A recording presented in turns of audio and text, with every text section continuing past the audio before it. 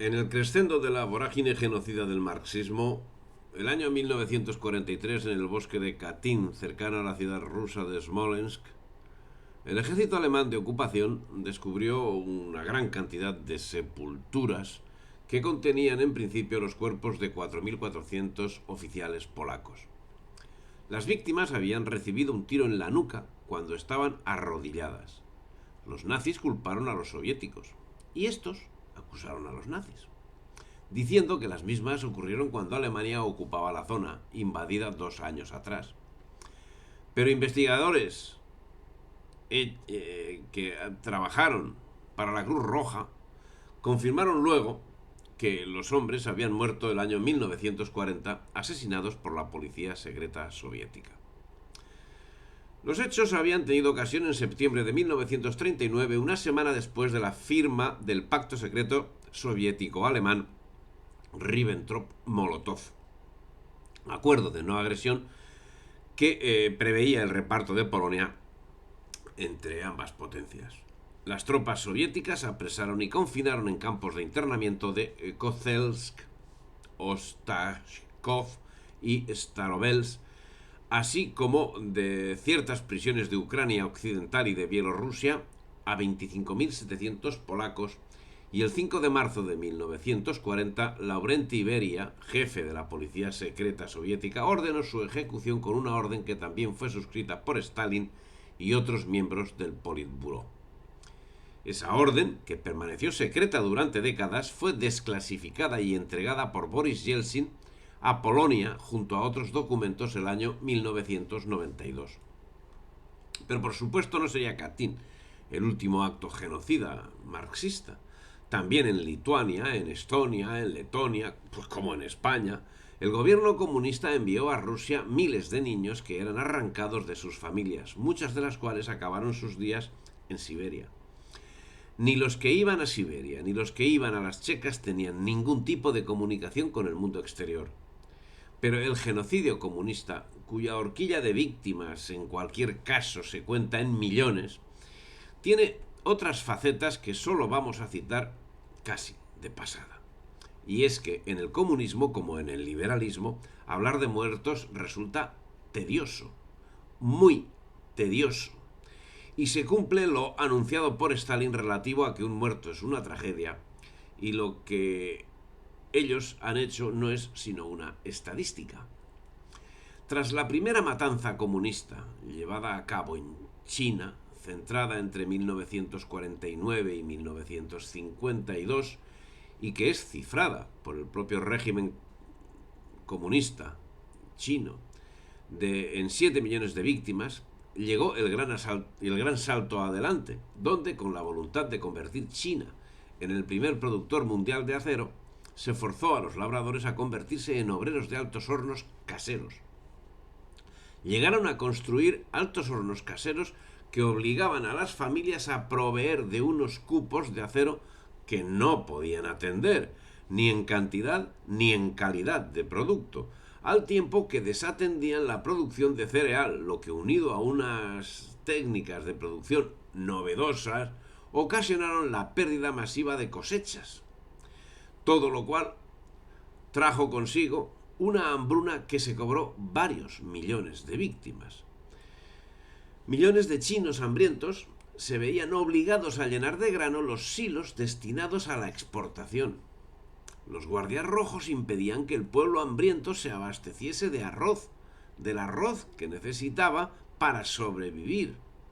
Y como consecuencia llegaron a producirse millares de muertos de inanición.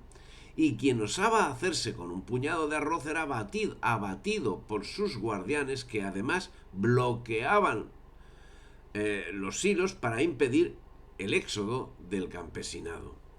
La situación, si atendemos a lo que relata Enrijón Carrascal Chiquito en su Realidad histórica del comunismo internacional y su divulgación académica, rebasa todos los límites del absurdo y pone en duda la veracidad del relato, ya que afirma llegó a tal punto que las autoridades llegaron a prohibir cocinar, siendo que las consecuencias de la medida hablan de 15 millones de personas muertas por hambre entre 1959 y 1962.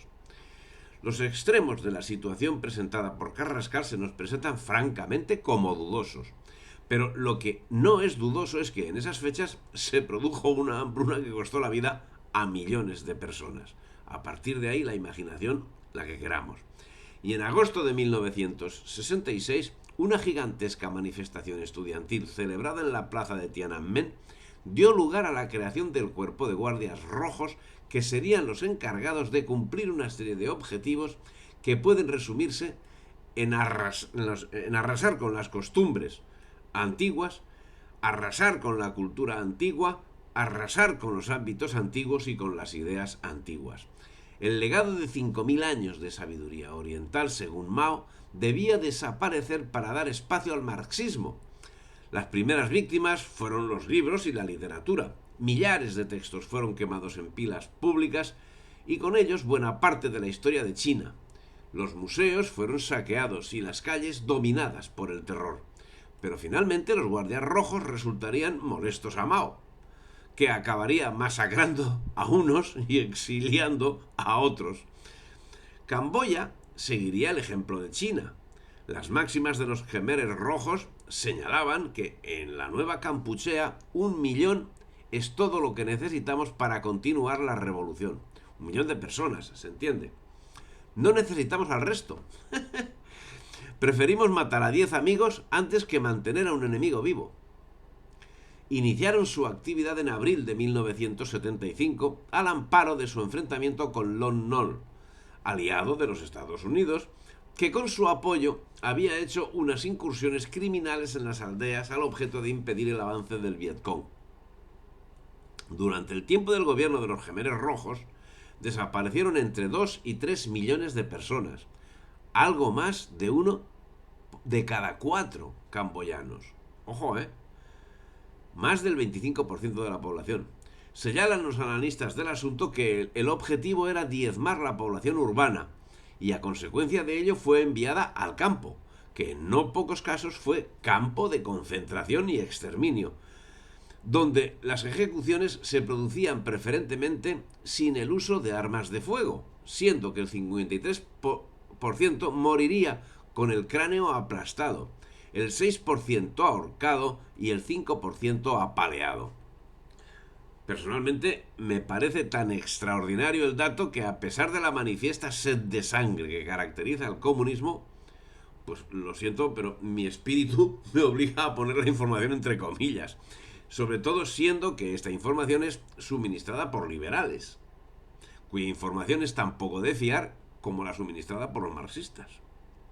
Sin embargo, y a pesar de estar suministrada por liberales, parece bien cierto que los genocidios llevados a cabo por el marxismo en Extremo Oriente han alcanzado unos métodos desconocidos hasta la fecha y por supuesto no resulta extraño otro tipo de actuaciones a la que nos han acostumbrado a través de los tiempos y de los lugares, como es la feroz persecución de políticos, religiosos, militares, periodistas, profesores, labradores y obreros de todo tipo que se resistiesen a cumplir las instrucciones emanadas del poder. Pero en el caso de los Khmeres rojos, la situación parece haber dado alguna vuelta de tuerca, pues acabaron persiguiendo a sectores de la población de lo más variopinto. Bueno, pues tampoco es tan extraño con relación a lo que habían hecho en otros sitios o lo que seguían haciendo y siguen haciendo en otros sitios.